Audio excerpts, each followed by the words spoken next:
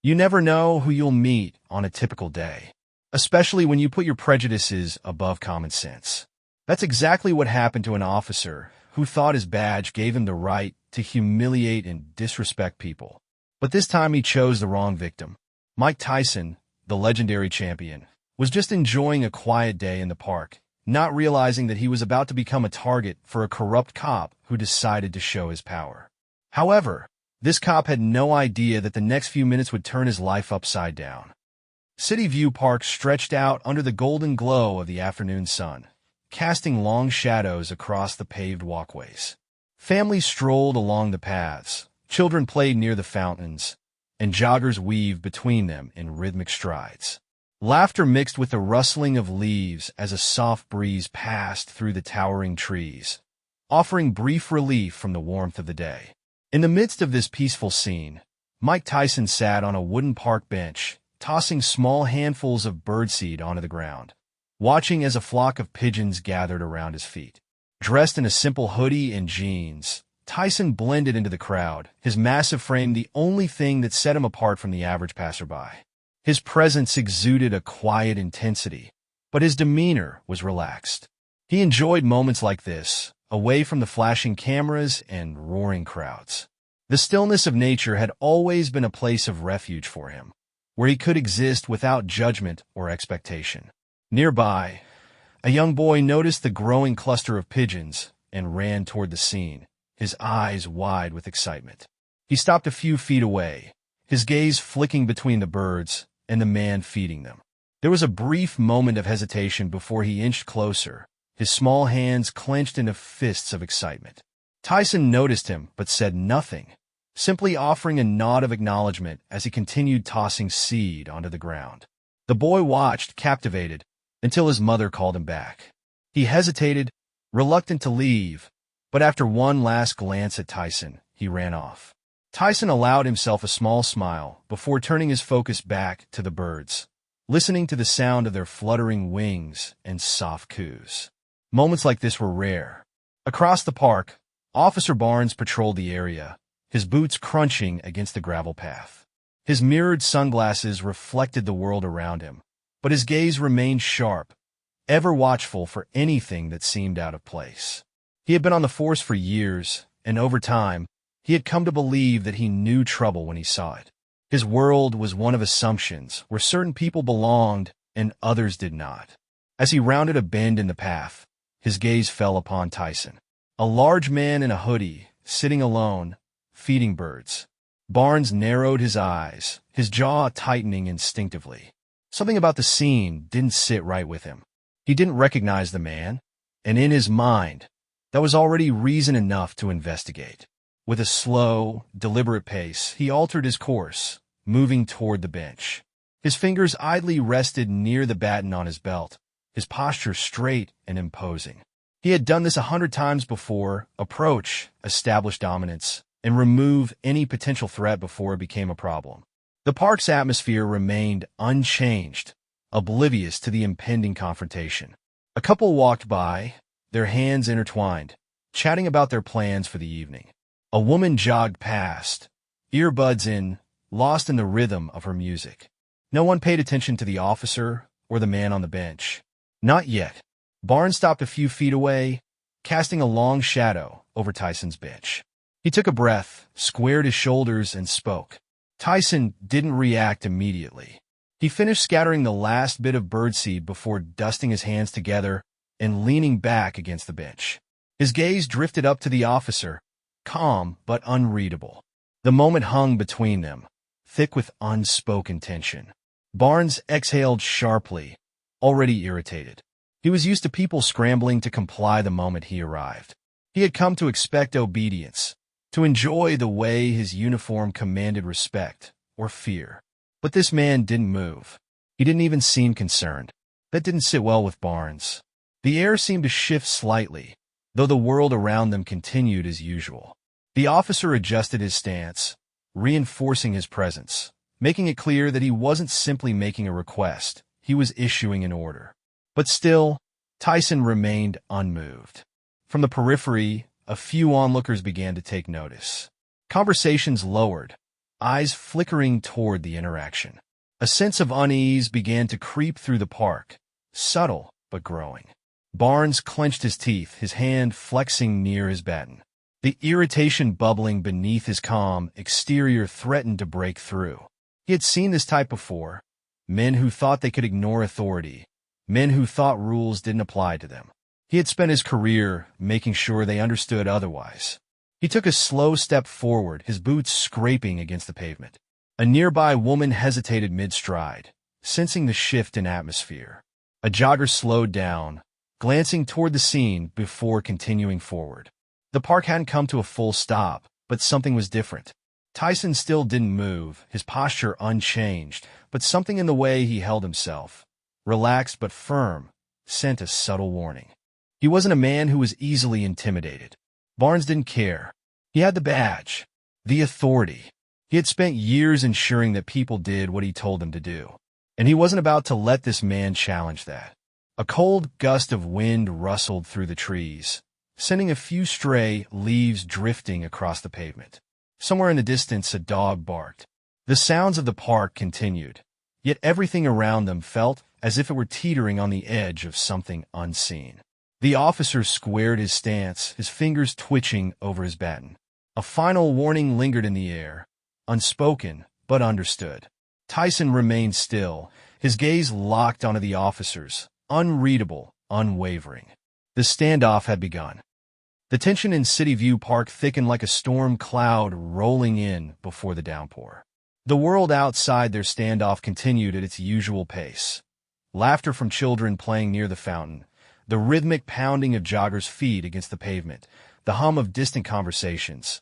But within the small space between Mike Tyson and Officer Barnes, time seemed to slow. Barnes' fingers twitched near his baton, his patience fraying with every second that passed. He had been in law enforcement long enough to recognize when someone was challenging him, and to him, that's exactly what was happening. Tyson wasn't just sitting on a park bench anymore. He was defying authority. At least that's how Barnes saw it. A bead of sweat slid down the officer's temple, though the air had cooled. His jaw clenched. The sounds of the park faded as the noise in his own head grew louder. His world was one of control, of compliance, of people following orders without question. That's how it had always been. And now this man, this quiet, unmoving figure, was disrupting that balance. Around them, a growing number of bystanders had begun to notice the shift in energy. Conversations had dropped to murmurs, eyes flickering toward the scene, some out of curiosity, others out of concern. A woman gripping a stroller slowed her pace, hesitant, her maternal instincts warning her of a brewing confrontation. A pair of elderly men on a nearby bench exchanged glances, the weight of experience telling them that this was a moment to watch closely. Barnes exhaled sharply, the air hissing between his teeth. He had never needed to explain himself before. People just did what he told them. He could feel his authority slipping, and he refused to let that happen.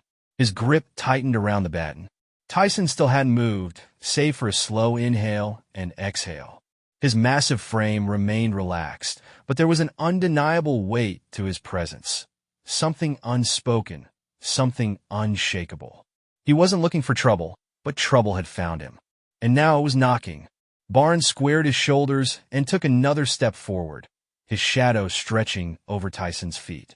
His free hand hovered near his holster, his every muscle tense with anticipation. The message was clear: comply or face the consequences. The officer's body language screamed of confrontation, of force barely restrained. The air shifted. The growing crowd knew, even before Barnes did, what was about to happen. With no further warning, Barnes moved. His baton came down in a sharp, brutal arc, aimed directly at Tyson's shoulder. The impact landed with a hollow thud. Pigeons scattered in a flurry of wings, startled by the sudden violence. A collective gasp rippled through the onlookers, sharp and immediate, as if the entire park had inhaled at once. For a moment, time held its breath. Tyson barely flinched. His head turned slightly, his jaw tightening for a brief second, but his expression remained unreadable. The force of the blow should have staggered him, should have sent him recoiling. But instead, he sat still, unmoved, as if the strike had been little more than a breeze passing through the trees. Barnes took half a step back, momentarily thrown off by the lack of reaction. His confidence wavered, just a flicker, but it was enough for those watching to see. Tyson exhaled slowly and rose to his feet. It wasn't a sudden movement, not aggressive, but deliberate, like a mountain shifting. His sheer presence dwarfed the officer, casting a shadow that seemed impossibly large. He didn't raise his fists. He didn't lunge forward. He simply stood, letting the silence stretch between them. Barnes' grip on his baton faltered, his mind catching up to what his body had already realized. He had made a terrible mistake. The officer's pulse pounded in his ears, drowning out the murmur of the crowd. His instinct screamed at him to reassert control, to take another swing, to reach for his gun. But a deep, primal part of him knew that none of those options would end well. The world around them had shifted. What had begun as an assertion of power had become something else entirely. Barnes wasn't in control anymore. The crowd had seen the first strike. They had seen the officer's aggression, his abuse of authority. And now, they watched in tense anticipation, waiting to see what Tyson would do next. But Tyson didn't move. He didn't need to. The air between them grew heavier. And for the first time in years, Barnes felt something he hadn't allowed himself to feel before doubt. The baton felt suddenly insignificant in his grasp. His usual tactics, intimidation, force, escalation, none of them seemed like they would work here. He had expected fear, compliance, maybe even anger. But the controlled silence in Tyson's gaze was something else entirely. Something beyond what Barnes could comprehend. The crowd shifted, their energy changing. Phones were raised, recording what had happened. Witnesses had seen everything. There would be no hiding this, no rewriting the story. And in that realization, Barnes felt his control slipping further. A single pigeon landed again near Tyson's feet, cautiously returning after the sudden chaos. It pecked at the remaining birdseed, oblivious to the standoff still unfolding above it. The absurdity of it struck Barnes in a way he couldn't explain. His breath came harder now, shallower. He had been so certain when he approached this man, so sure that his badge and authority would be enough. But standing here, beneath the weight of Tyson's gaze and the collective judgment of the crowd, he felt smaller than he ever had before. A bead of sweat rolled down his temple. The baton in his grip felt heavy. The choice before him was clear, but his pride, his entire identity, resisted it. Tyson tilted his head slightly, his voice calm when he finally spoke. "You didn't have to do that." It wasn't a threat. It wasn't even anger. It was simply the truth. And it landed heavier than any punch Barnes had ever taken. The crowd murmured, shifting forward slightly, waiting. The power dynamic had shifted completely, and Barnes knew it. The next move was his, but for the first time in his career, he had no idea what to do. The crowd remained still, their collective gaze locked onto the two men at the center of the unfolding moment. The officer's breathing was uneven now, his body tense, though no longer with the confidence he had carried earlier. He could feel the weight of every eye upon him, pressing down like an unseen force, magnifying his every movement. The baton in his grip felt foreign, almost useless. Tyson, standing tall, showed no aggression, only an immovable presence, his posture calm, yet unmistakably firm. He wasn't a man who had to prove anything. His entire life had been a lesson in control, in understanding when to strike and when to let silence do the talking. And now, the silence between them felt suffocating for the officer. The distant hum of the city still carried on. Cars honked in the streets beyond the park, birds called out from the trees, and the wind whispered through the branches. But here, in this moment, the entire world had shrunk to the space between them. Barnes swallowed, his throat dry. His instincts screamed at him to act, to do something, but for the first time in his career, he hesitated. His authority had always been absolute, his badge a symbol of power that few questioned. But now, under the unrelenting weight of Tyson's gaze, he felt something close to exposed. A shift in the crowd pulled his attention away momentarily. Someone had stepped closer, a phone raised high, recording everything. Others followed suit, their silent judgment thick in the air. The situation had long passed the point of simple resolution. There would be no undoing this moment, no rewriting the narrative. It was already out of his hands. His fingers tightened on the baton, knuckles widening. The option to escalate, to swing again, flickered in his mind like a flame desperate for air. It was instinct. Dominate. Control. But another instinct, one he rarely listened to, whispered the truth. This wasn't a fight he could win. Tyson hadn't moved beyond standing, yet somehow he had already won. He had done nothing but refused to be pushed, and that refusal had unraveled everything. The officer's pulse hammered at his temples, his heartbeat loud in his ears. He had spent years believing himself the enforcer of order, the one who dictated right from wrong, and now, in a matter of minutes, he had become something else entirely. The crowd wasn't on his side. The badge on his chest, the baton in his hand, they meant nothing now. A few more murmurs rippled through the onlookers.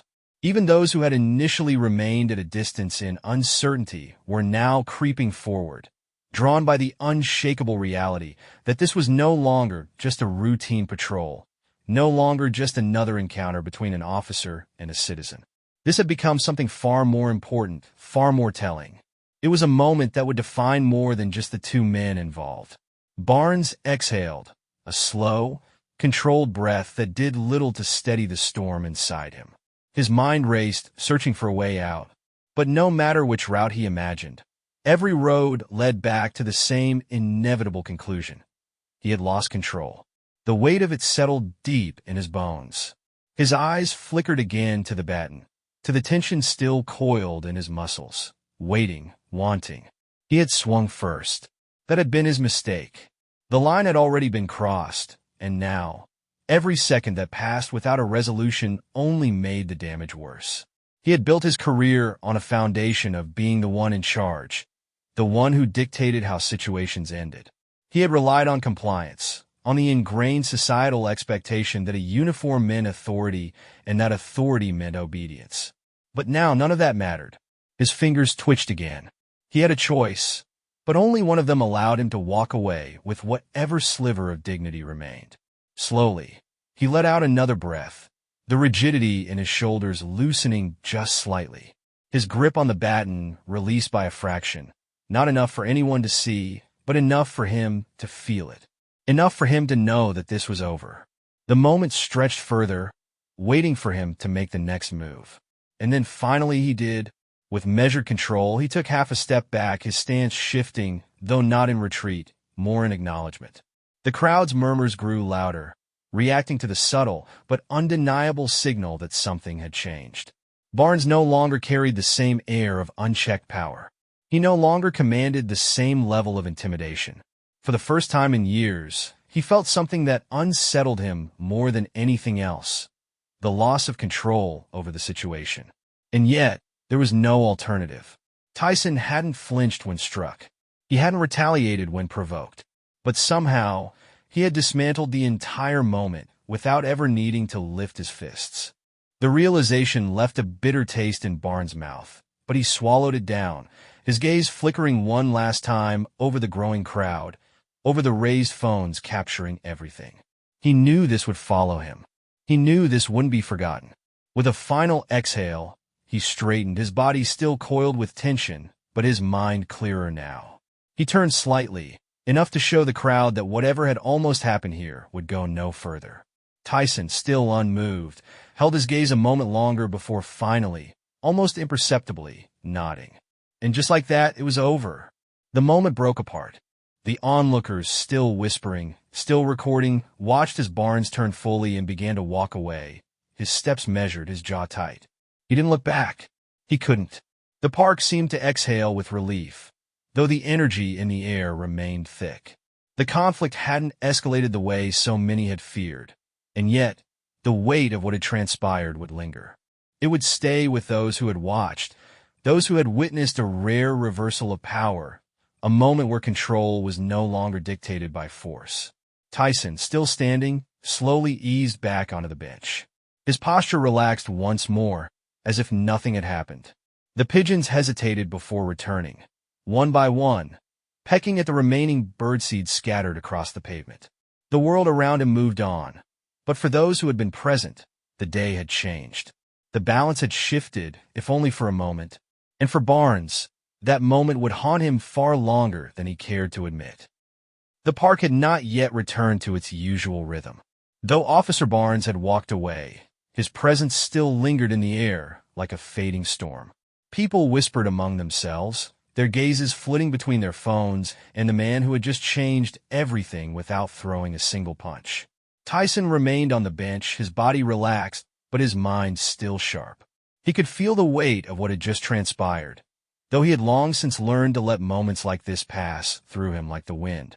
Somewhere nearby, the faint sound of police sirens murmured through the city streets, a reminder that not everything was as settled as it seemed. Barnes had walked away, but he hadn't walked far enough for this to be over. There would be consequences, not just for him, but for everyone who had witnessed the shift in power. The cameras had captured everything. The internet would spread it, and somewhere, someone in an office would be trying to decide how to spin the narrative. Tyson knew this because he had seen it before. Different places, different faces, but the same pattern. The system rarely allowed those in power to lose without some form of retribution. He had no illusions about what would happen next. Barnes would not let this moment define him. He would try to reclaim control. The question was how far he would go. The pigeons fluttered around Tyson's feet, undisturbed by the weight of the world shifting around them. He reached into his pocket, pulling out another handful of seeds, letting them scatter onto the pavement. His movements were slow, unbothered. The cameras were still pointed in his direction, but he paid them no mind. The crowd had started to thin, some leaving satisfied that they had witnessed something important, others staying just long enough to ensure nothing more erupted. A few remained, eyes darting toward the entrance of the park where another patrol car had pulled in. The tension had not completely dissipated. It had merely taken another form. From a distance, two officers stepped out of the vehicle. Unlike Barnes, their posture lacked aggression. One of them spoke into his radio, but his voice was too low to catch. They weren't here for a confrontation, not yet at least. They were assessing, deciding how to proceed. Tyson didn't need to turn around to sense them. Years of experience had sharpened his awareness, making it so he could read a situation without having to see it unfold. His hands rested on his knees, his breathing steady. He had already won the real fight. Now it was a matter of seeing how the system would react. A young woman approached cautiously, her phone still recording. She hesitated a few feet away, as if unsure whether to speak. Tyson glanced at her and gave a small nod. Encouraged, she lowered her phone slightly. "They're going to try to spin this," she said, her voice barely above a whisper. Tyson didn't answer. He didn't have to. She already knew he agreed. The officers took a few more steps into the park, their gazes sweeping over the scene. They weren't looking for a fight. They were looking for a way to control the narrative before it spiraled further out of their grasp. The energy around them remained taut, fragile. Any wrong move could send it breaking apart again. Tyson had no intention of giving them that opportunity. He had done what he came to do, proved his point without needing to raise a fist. Now, it was time to let the world react. The pigeons continued to peck at the scattered seeds, oblivious to the moment's gravity. Tyson watched them, his expression unreadable. He knew that in a few hours, this scene would be everywhere. Edited, twisted, argued over. People would take sides. The truth, as it always did, would bend under the weight of perception. But he also knew one thing. No matter how they tried to spin it, they couldn't erase what had already happened. The power had shifted if only for a moment, and moments like these had a way of echoing far beyond the place where they began. The sun had begun its slow descent, casting long shadows across the park as the air cooled. Though the physical confrontation had ended, the aftermath lingered like a storm that had not fully passed. The officers who had arrived after Barnes stood at a distance, speaking in low voices, their expressions unreadable. The weight of the moment was not lost on them. They were not here to pick a fight, but they were here to manage what could no longer be ignored. Tyson remained seated, his posture unchanged, still feeding the pigeons as if nothing had happened. His presence, calm yet immovable, dictated the rhythm of the unfolding situation. The cameras had not stopped recording. People still stood nearby, waiting to see what the next move would be. The tension had settled into something more subtle, but no less significant. It was a waiting game now.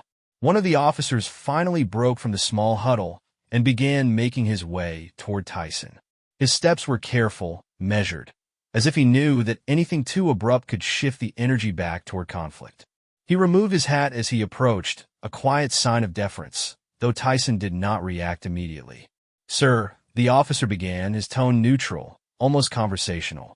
Tyson did not look up, continuing to scatter the last of the seeds from his palm. The birds pecked at them, undisturbed by the weight of human affairs around them. The officer hesitated, then continued, "We need to have a conversation." Tyson finally glanced up, his gaze steady but not unkind. He did not answer, letting the silence stretch between them. The officer shifted slightly, aware of the many eyes watching their exchange. Every movement, every inflection, every hesitation was being documented, dissected, analyzed in real time. The officer had no room for error. The crowd, though quieter now, had not dispersed. They had invested themselves in this moment, and it was clear that they would not leave until they saw its conclusion. The internet would soon take over, spreading footage, commentary, opinions, and narratives. The park had become a stage, and whether the police liked it or not, they were now part of the performance. The second officer approached now, slightly behind the first. He did not speak, merely observing, his hands resting near his belt. There was no overt aggression in his stance, but there was an underlying readiness, the unspoken language of law enforcement.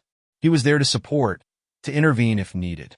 Tyson's gaze flickered between the two officers, reading them the way he had learned to read opponents in the ring, assessing their strengths, their weaknesses, their intentions.